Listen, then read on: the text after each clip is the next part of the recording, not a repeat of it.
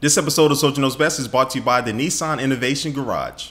Hey, what's up guys, Soldier Knows Best here. Well, unless you've been living under a rock, you know that Apple announced the new iPhone 5 this week. Now, of course, anytime Apple announces a new product, there's going to be a whole bunch of celebration, and there's going to also be a whole bunch of criticism. And the biggest criticism of this latest iPhone is that it's not innovative. Apple really didn't take any chances to do really anything like that with this, and a lot of people are saying this new iPhone sucks. So in this video, I'm about to give you just my opinion about this whole iPhone 5 debacle. Now, the first issue I'm going to tackle is the hardware. Did Apple really do enough to make this thing better and just different enough from the iPhone 4S and the iPhone 4, which, you know, both the iPhone 4 and 4S look exactly the same. And the funny thing that Jimmy Kimmel did, I don't know if you saw that video, I'll put an annotation here somewhere, but he did a video showing people, telling people that this was a new iPhone 5, which actually it was just the iPhone 4S, and people were kind of duped into believing that. But anyway, I digress. That was a funny video. But I think Apple did do enough with the design change to make it look different from the iPhone 4S, enough to really make it look like a brand new device. And again, some people are kind of just pushing it to the side. Apple did design the world's thinnest smartphone with this new iPhone 5, so that's not an easy task to do,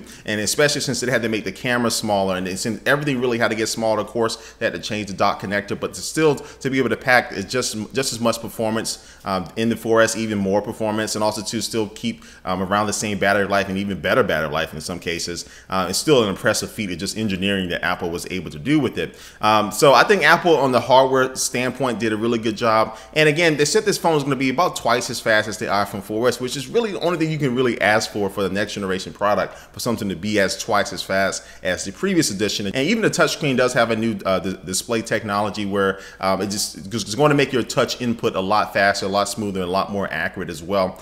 So everything with the phone looks faster. The pictures that Apple has showed us with the camera do look better. Again, we're going to have to wait till we get those in-house to take our own personal pictures to really be the judge of that. But it really looks like Apple did do everything they needed to do hardware-wise and design-wise with this new iPhone.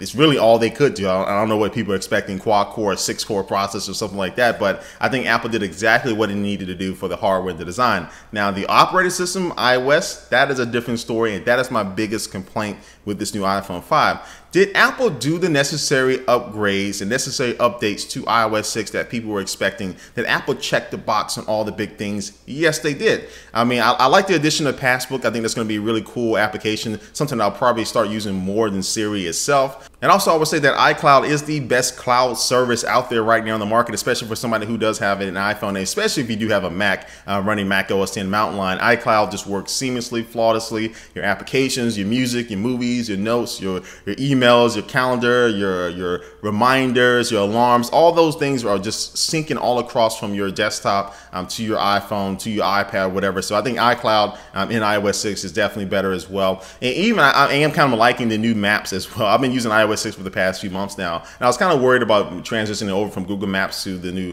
iOS 6 maps, but I would say the maps are decent enough. I really can't wait to see it running on the iPhone 5's hardware. So I think Apple did check off a lot of boxes with iOS 6. But the big thing is that they really did not take a chance on iOS 6 when they should have. And the thing that I think a lot of people say that this new iPhone is just like the last one is because when you look at pictures, you look at video of it, the first thing you notice is the screen. And even though the screen is taller and the screen should be relatively better than the iPhone 4S's, it's still those same home screen icons on the front. And I think that causes a lot of people to really feel like this is the same phone from last year and the same phone from the year before that.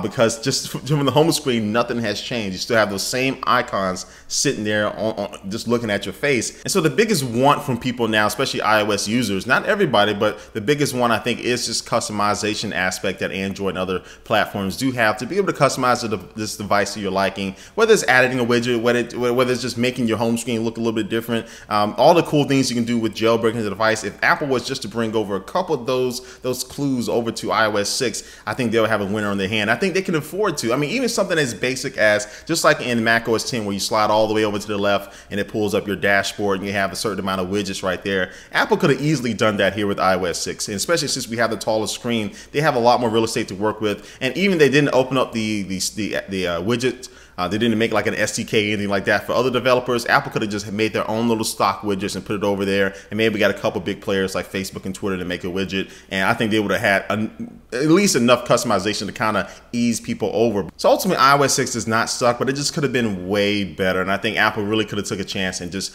did something differently to it. And I'm not really expecting them to totally innovate the cell phone OS.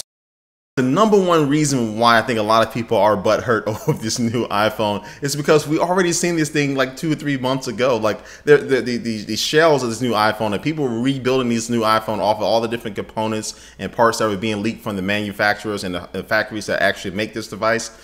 We've already seen the exact thing. We saw the different color options for it. We saw the taller screen. We knew every little detail about the iPhone at this event before Apple even uttered one word about it. So it's kind of hard to really get excited over something that you saw 3 months ago. So I think that's the biggest reason why. So that's something really Apple's going to have to start battling is this. Are they going to be able to maintain that type of secrecy that they've been doing for these past few years? I don't think so, but that's something they're going to have to work towards. So does the iPhone 5 suck? No. Is it a necessary upgrade from the 4S to the 5? No. I think it's less of a necessary upgrade than it was from the 4 to the 4S than it is from the 4S to the 5, because basically iOS 6 is going to be exactly the same in both the 4S and the 5, but it's just that the 5, of course, is going to be running a lot smoother and a lot faster. So anyway, guys, it just about brings it into this video. But before we head out, here's going to take one last look at our sponsor for this video.